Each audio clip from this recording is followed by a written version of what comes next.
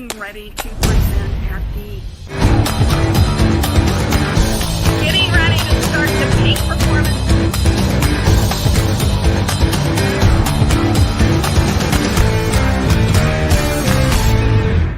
Well, hello everyone, and welcome to the Savvy Sales Lady Live. You could be anywhere tonight, but instead you choose to learn a little bit more. Thank you for being with me. And I'm going to give you a sneak preview behind my cold calling masterclass.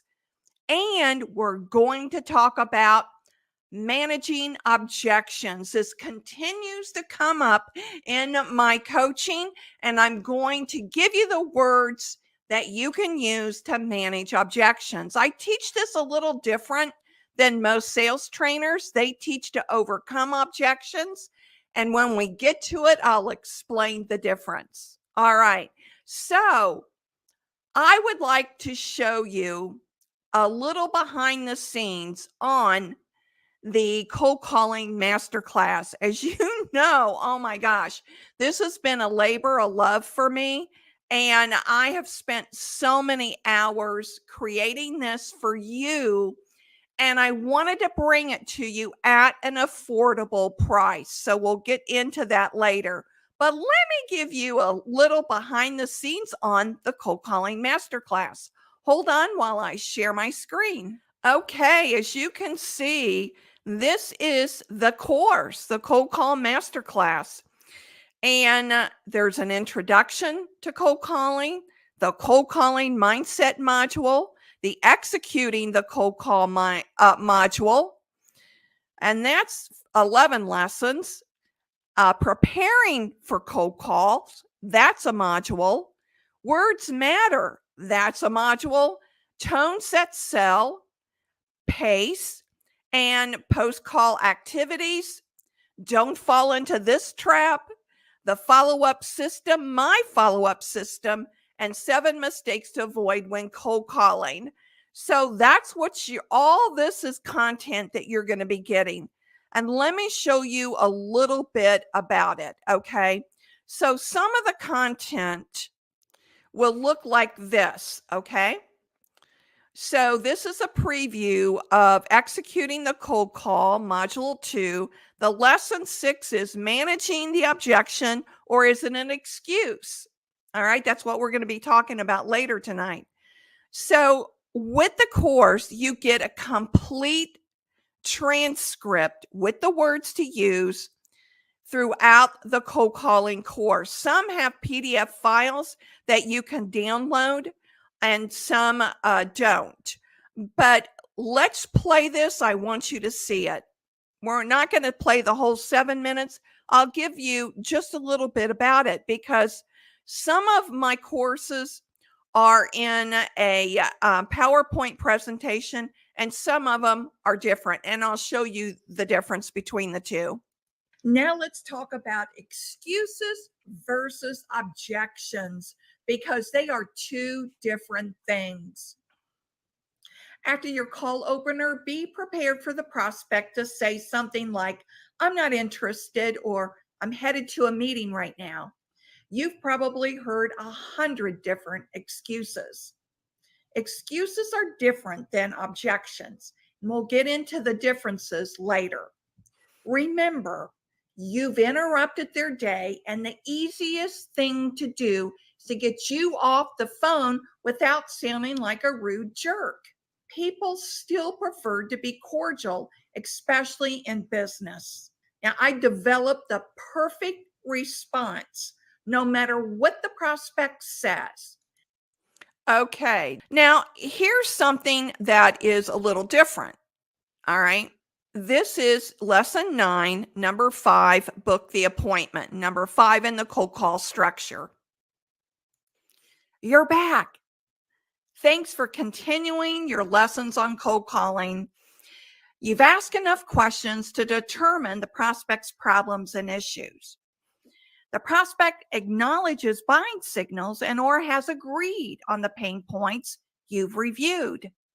At this point, refrain from selling Instead, offer to book an appointment to delve deeper into a longer conversation about their problems and issues. Ask the prospect if other decision makers should be invited to the meeting. Okay, as you can see, this is another one that has the complete transcript.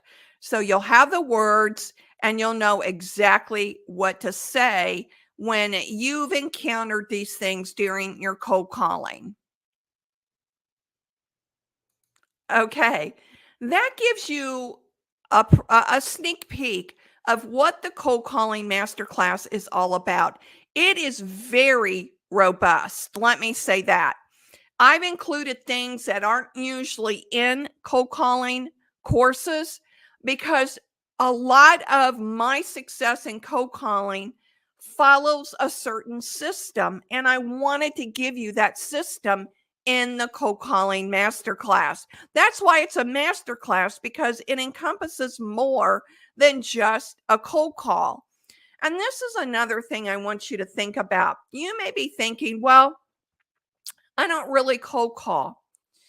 You should learn from this masterclass because it's also a class on how to have a successful sales conversation, not just words, but there's a whole nuance in how to have a successful sales conversation with the prospect or lead.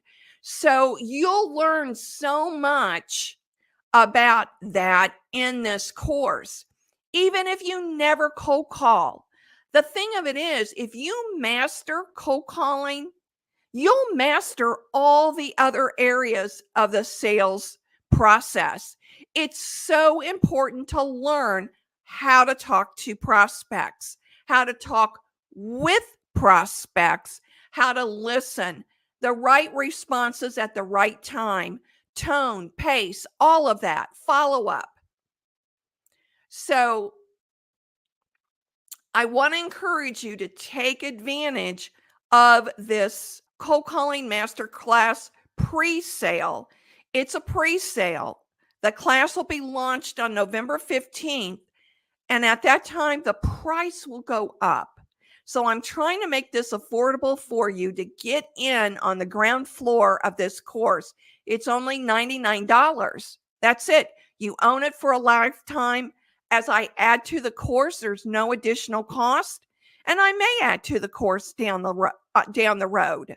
I may discover other things that are working that I want to share, and I'll put it in the cold calling course. So it's kind of a living course that will be updated, throughout the years. So this is $99. That's it.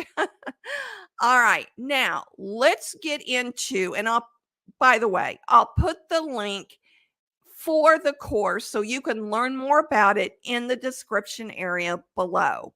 Make it easy on you. All right. Now let's move into objections. And here are the most common objections that we'll talk about. Send me a quote, email me information. I'll need to talk to whoever. All right. One of the things I want you to remember is other trainers train to overcome the objections. When you're overcoming, you're pushing back. That's not what I teach. I teach to manage the objections. How do you manage the objections? You have a conversation. You're not pushing the prospect. You're just having a conversation to gather more information so you'll know how to respond to the prospect and what they're saying. That's the whole point of a sales conversation, right? So let's take the first one. Send me a quote. Now, I'm sure you have heard, oh, well, just send me a quote. I used to get this all the time in group benefits, and this is what I would say. Sure, I can do that, but before I do, what are you hoping for? What are you hoping from the quote? That should say, What are you hoping from the quote? Or I would say, sure, I can do that. But before I do, who am I quoting up against? I can tell you whether we'll be in the ballpark or not if you give me that information. And of course, 9 times out of 10, what the broker or the agent was trying to get was the cheapest price. But in group benefits, the cheapest price wasn't always the best deal for the employee or the employer. So I had to flush that out. So I would say, sure, I can do that. But before I do, what are you hoping to get from the quote?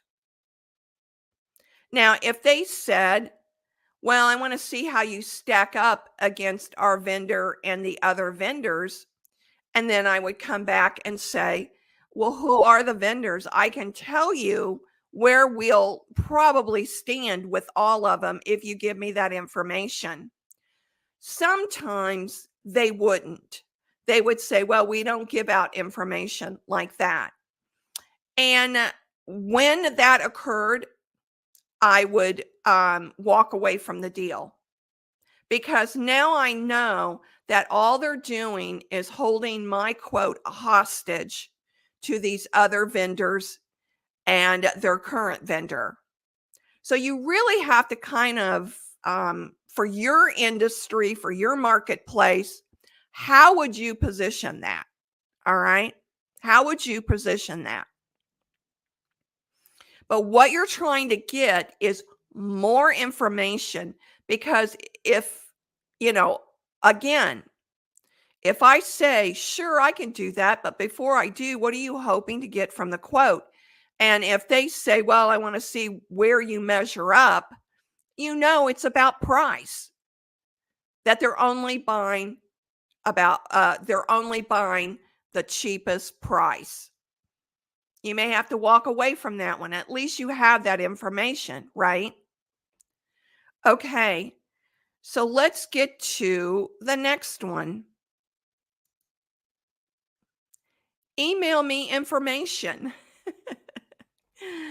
Sure, I can do that. But before I do, I want to make sure I'm sending the right information. What exactly are you looking for?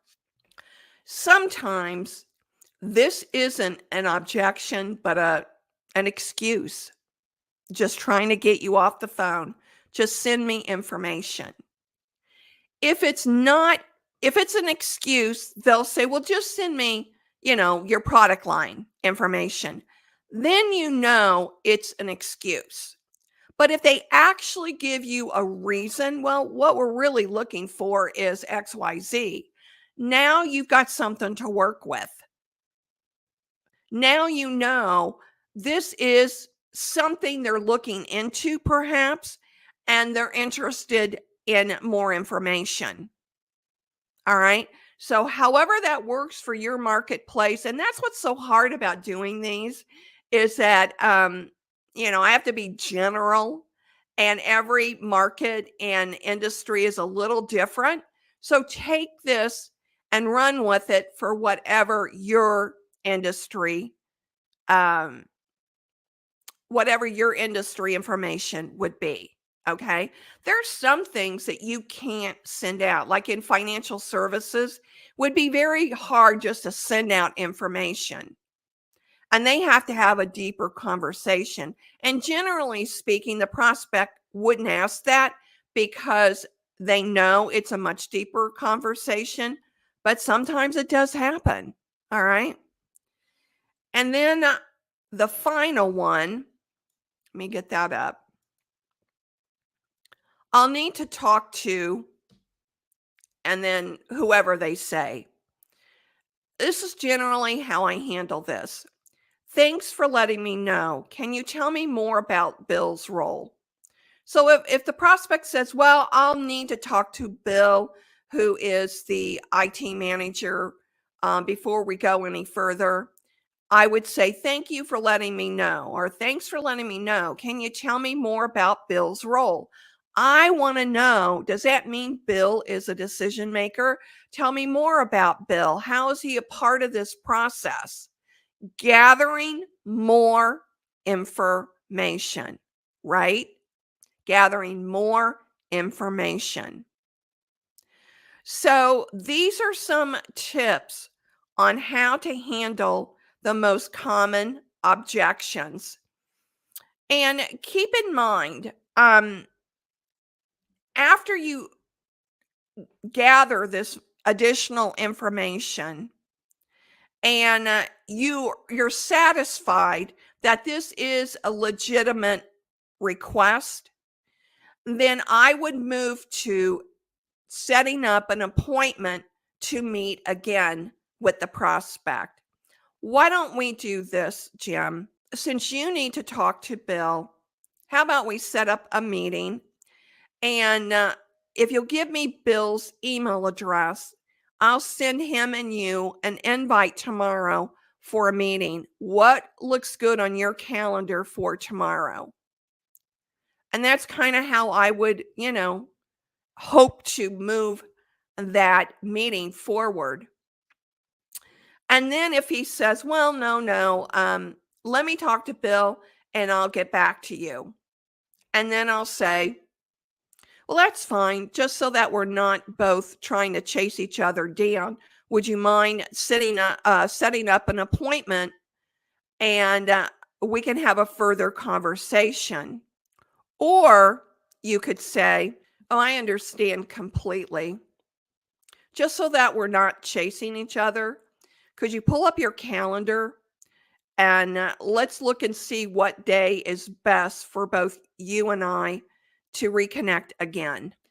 And 9 times out of 10, I never get pushback on that. I never do. They'll open up their calendar and then I'll ask to either confirm their email address or ask them for their email address. And I'll let them know I'll send you a reminder Wednesday morning of our meeting.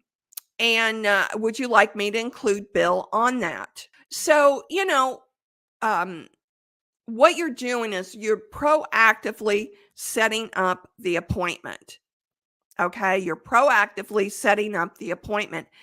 Remember, in the selling situation, your prospect doesn't know your sales process. So you have to tell them what the next step is. And I have even said, after Jim may have told me more about Bill's role, I'll say, oh, I understand now why you need to talk to Bill. Well, our next step would be to pull up your calendar, Jim, and let's put down a date for us to reconnect again and talk further. And would you like for me to invite Bill to this meeting, or will you do that? Be professional about it. All right. Professionals are proactive. Professionals set up meetings. Be professional about that. I think too many times we get so caught up in how you think the prospect is going to perceive you that you kind of back up a little bit and let them lead, when in actuality, you should be the one leading them through the sales process. Well, I hope this helped you today. Manage objections, don't overcome them. I hope that it helped to give you a sneak preview of my Cold Call Masterclass. And I'll see you Thursday night at 7:30 Eastern Daylight Time. We're almost moving back into Eastern Time. So I'll see you Thursday and stay savvy.